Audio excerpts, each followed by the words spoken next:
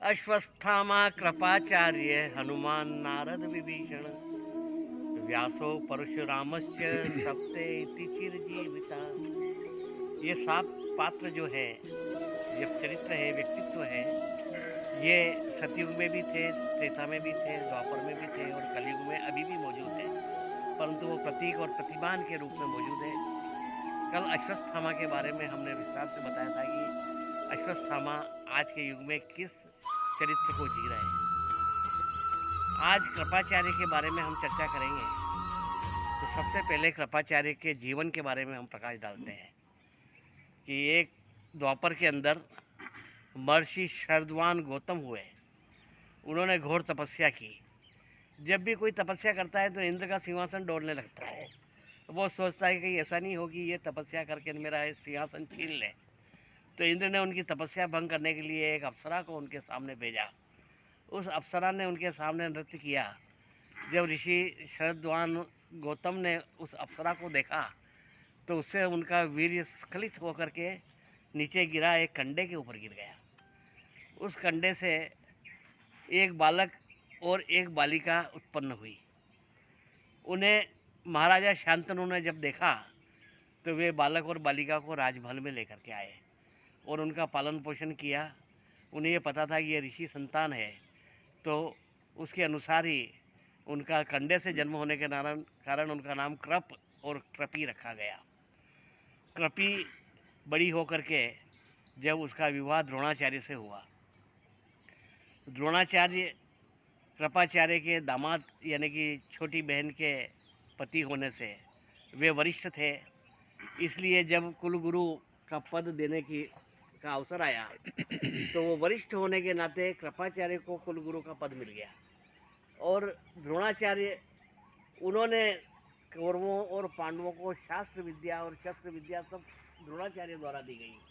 कृपाचार्य का न तो शस्त्र विद्या देने में न शास्त्र विद्या देने में कोई योगदान नहीं है। वे वरिष्ठता के नाते कुलगुरु की पदवी पर बैठ गए। यही आज तक चलता आ रहा है कि आदमी उस पद के योग्य नहीं है, परंतु किन्हीं कारणों से उस पद पर बैठा हुआ है, वह कृपाचार्य है। धीमो धोरी ढूंढ गुरु, कुआ में खारो नीर, घर में नारी करकशा, ये चारों दहे शरीर।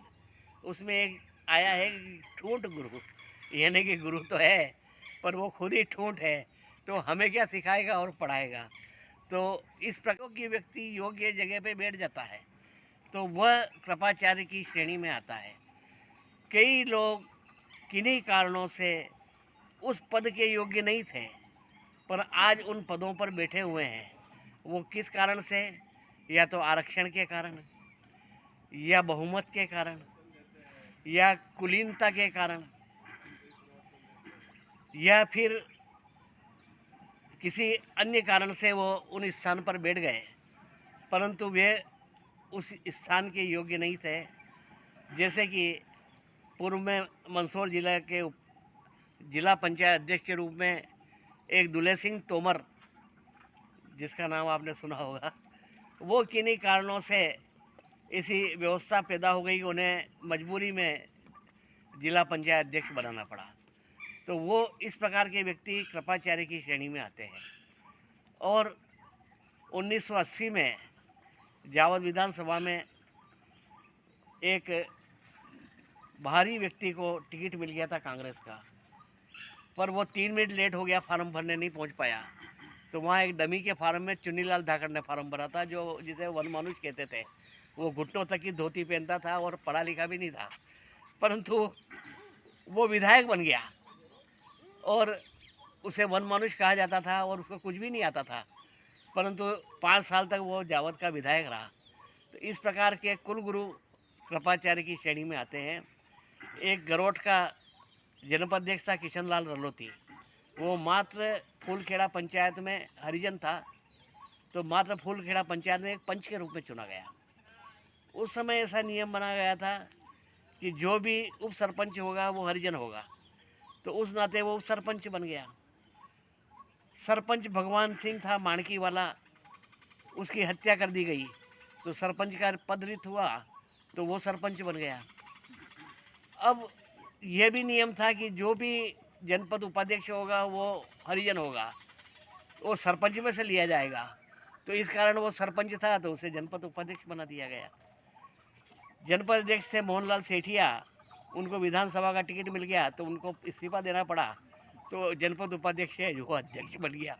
तो मात्र एक पंच के पद पर चुना गया व्यक्ति जनपद अध्यक्ष के पद पर पहुंच जाता है। तो ये क्या है, ये व्यवस्था और आरक्षण, इसके कारण आदमी जो बनता है और वहाँ तक पहुँचता है।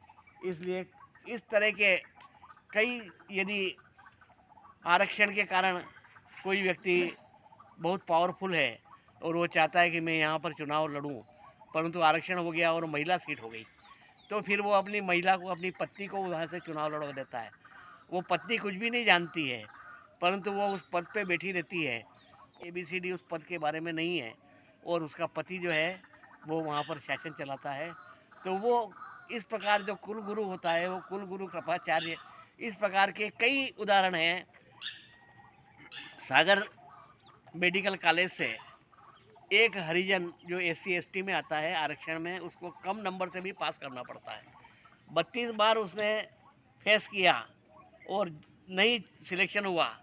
33वीं बार में उसको मतलब डिग्री मजबूरन मेडिकल कॉलेज को देना पड़ी डॉक्टर की।